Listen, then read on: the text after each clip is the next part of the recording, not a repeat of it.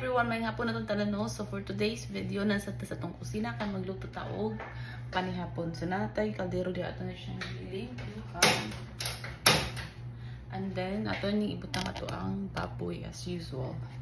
Pata din niya akong gigamit nga baboy para kuan. Then ako na siyang gilimpyuhan. So siyang ilikuan para magawas ang iyang tubig niya. Then ato na sa niya ibutang ato ang bumbay o kuan ang luya para makuha ng baho sa baboy. Pero na siya baho, no? If you guys notice, na siya baho. So mo na siya ato sa siya takuban para until matawas iyahang tubig nga iyahang own. Kung ano ginger powder, no? Kailangan to siya ginger root niya. Ito siyang butangan ko. Ginger powder, gamay lang. Para mas mukuan din ang iyahang baho pa.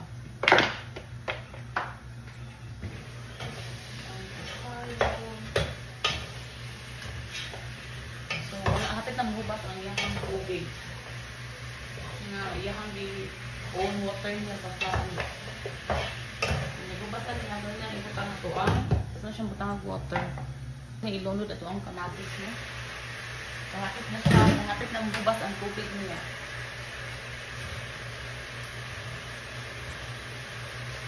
Okay.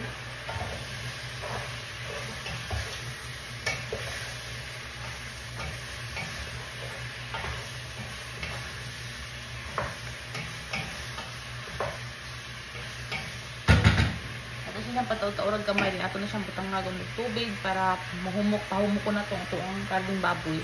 Ato na siya, no? So ato na siyang butangan o tubig.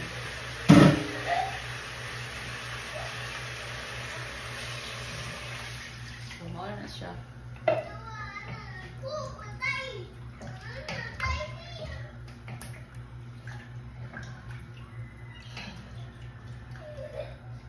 So ato na siya pabukalon until nga muhumok ang baboy.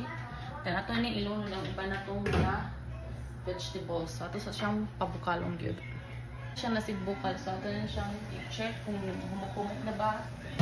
Kung medyo humok na ba nga ito ang karning baboy. Okay, so medyo humok na siya. So ato na ilunod ang ato ang gabi o ang radish.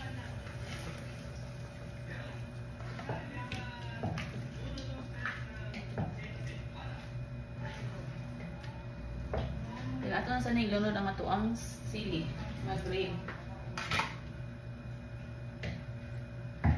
Okay. Ato na pahumuko ng uban natong mga vegetable, ang gabi ug ang radish. Una ato ilunod ang uban nga vegetables no napatay okra dire, string beans, ug ang ato ang talong, eggplant, ug ang kangkong. So later on na to siya isagol inig kahumok sa gabi ug sa radish. Ato nang ikuan medyo humok na ang ato ang gabi ug ang ato ang radish. So ato ni ilunod ang ato ni isagol ang ato ang string beans.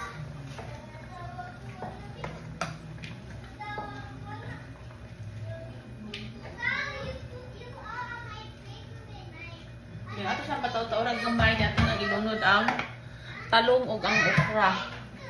Pataw-taurag sa nato siya gamay, no. Ato ni ilunod ang ato ang talong ug ang okra. Ato na siyang idungan.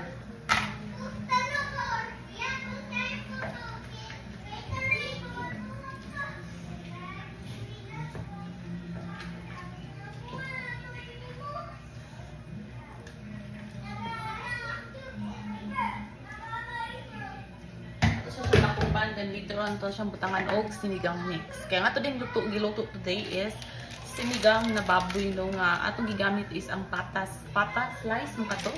So mao na siya akong gigamit. First time kong magsinigang nga pata akong gigamit. So ato sa siyang pabukalog kadiyo. Naman siya, no. So ato na siyang butangan og sinigang mix.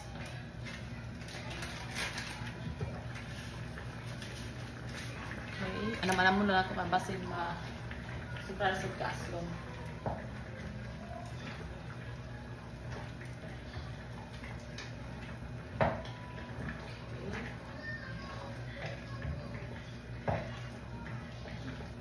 din siya ibutang kasi ganina nung nagpakuan ko sa nagpagawas ko sa tubig sa ang baboy. So ako na sa siyang giasinan para mukuan ang ano no sa kuwara na siya sa ang meat ba ang asin makuan sa meat sulod gani. So mao na siya kung anong daag asin. So okay na na siya sa kuan. Ako na lang ikuan niya ang timpla sa iyang ang kaaslo mo na lang.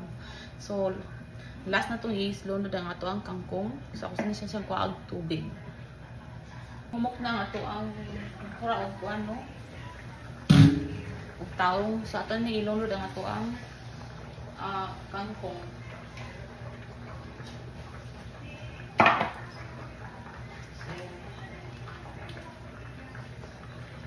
Mao na ni siya nga tuang sinigang.